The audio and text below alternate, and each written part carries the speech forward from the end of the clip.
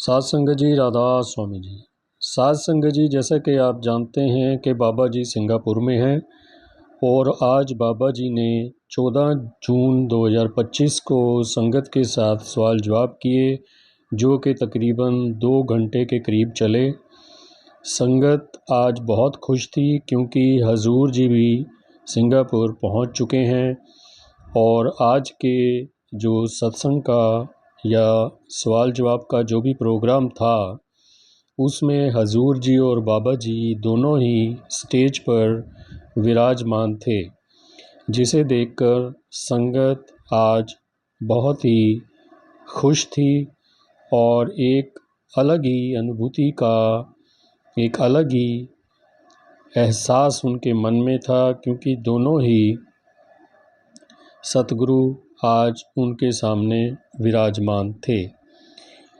तो सत्संग जी, आज हम आपके साथ कुछ गिने चुने सवाल जवाब जो सिंगापुर में हुए आपके साथ शेयर करेंगे, सो आप इनका लाभ उठा सकते हैं जी।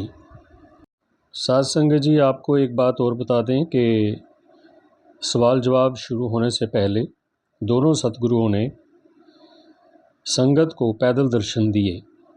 उसके बाद दोनों सतगुरु स्टेज पर विराजमान हुए और उन्होंने सवाल जवाब का जो प्रोग्राम था वो शुरू किया। उससे पहले सत्संग जी, आपको बता दें कि ऑस्ट्रेलिया में एक बहुत ही ख़ास सवाल किसी ने हजूर जी से पूछा था। उसने हजूर जी को कहा कि हजूर जी, जो प्यार हमारा हमारे बाबा जी से है या जो बात उनके साथ बनती है वो बात आपके साथ नहीं बन रही, यानी जो अपनापन हम बाबा जी के साथ महसूस करते हैं वो आपके साथ महसूस नहीं होता। ये सुनकर हजूर जी ने बड़े ही प्यार से उसको जवाब दिया कि बेटा, तुम्हारा सवाल तो बहुत अच्छा है। देखो, एक होती है अरेंज मैरिज और एक होती है लव मैरिज। लव मैरिज में पहले प्यार होता है और अरेंज मैरिज में धीरे धीरे प्यार होता है, मगर प्यार दोनों में ही होता है। वैसे ही हमें बाबा जी से कई सालों से प्यार है, क्योंकि हम उन्हें सुनते और देखते आए हैं। लेकिन समय के साथ हम सबका आपस में भी प्यार बढ़ता जाएगा। सो सत्संग जी, हजूर जी ने बहुत ही अच्छे ढंग से इस सवाल का जवाब दिया।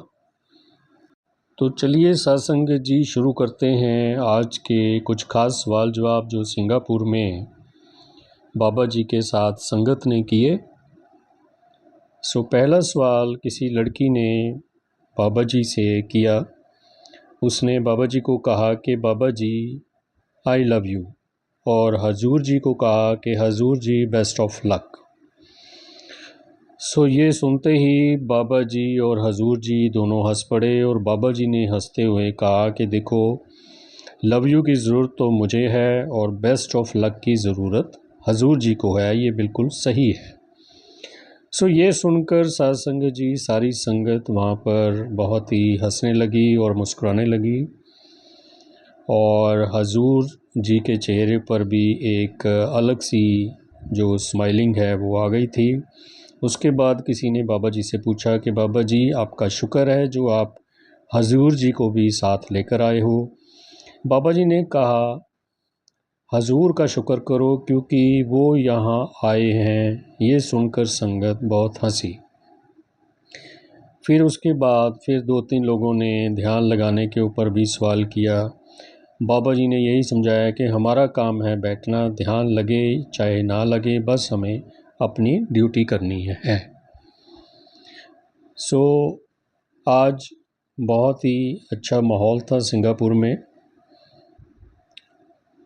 कुछ लोग बाबा जी को देखकर वहाँ भावुक भी हो गए थे और कुछ तो रोने भी लगे थे।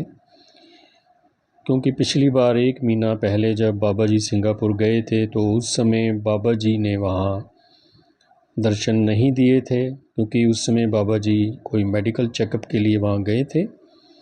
सो उस समय वहाँ जो भी था एक छोटा सा प्रोग्राम बाबा जी ने किया था और वो ऑफिशियल भी नहीं था, लेकिन आज का जो प्रोग्राम था वो ऑफिशियल था, इसलिए बहुत से लोग वहाँ पर दर्शन नहीं कर पाए थे। मगर इस बार संगत को पहले से पता था कि ये जो प्रोग्राम है ये एक फिक्स्ड और ऑफिशियल प्रोग्राम है, इसलिए सब लोग बड़ी तैयारी से वहाँ पर गए थे। और संगत जी ये सब कुछ, ये जो कुछ और सवाल जवाब हैं जो कुछ हफ्तों में बाबा जी ने मसूरी में भी किए थे, सो वो भी आपके साथ हम शेयर कर रहे हैं।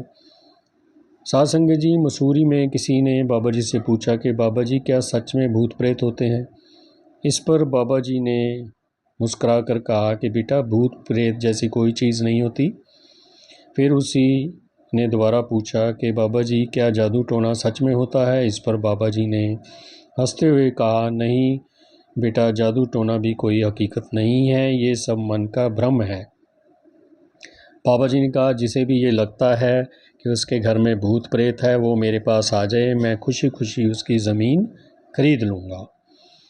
जैसे ही बाबा जी ने ये बात कही वो खुद भी मुस्कुराए और संगत में बैठे सभी लोग भी खिलखिलाकर हंस पड़े।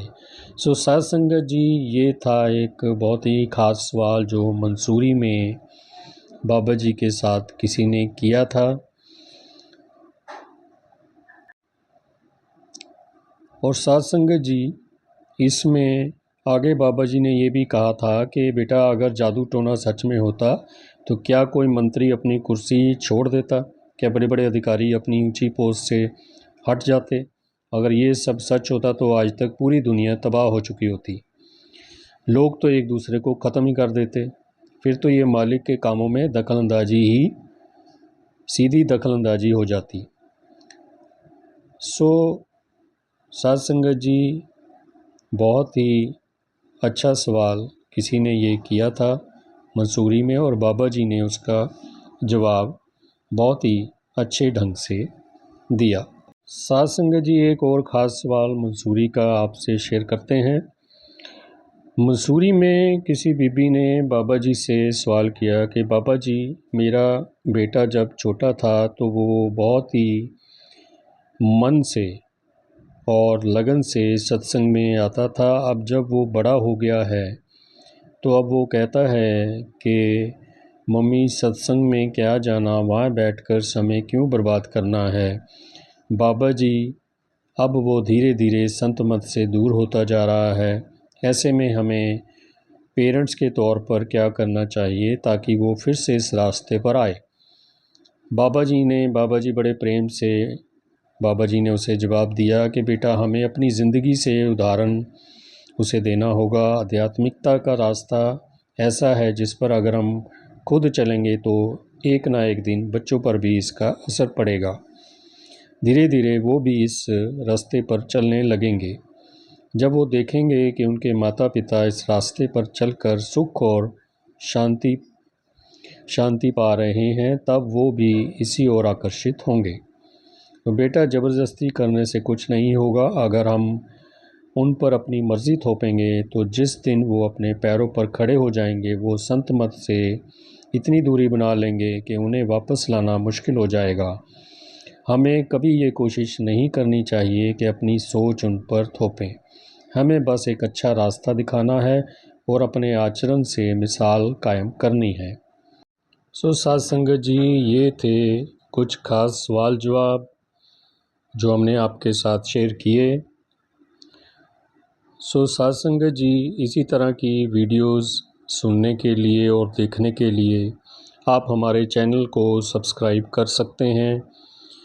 चैनल को सब्सक्राइब करके ऑल के नोटिफिकेशन को प्रेस कर दें ताकि हमारी आने वाली सभी वीडियोस आप तक पहुंच सकें और आप इस चैनल का लाभ उठा सकें। इसके अलावा आप हमारे चैनल को, हमारी वीडियोस को लाइक कर सकते हैं, इस पर कमेंट कर सकते हैं और इसको शेयर भी कर सकते हैं।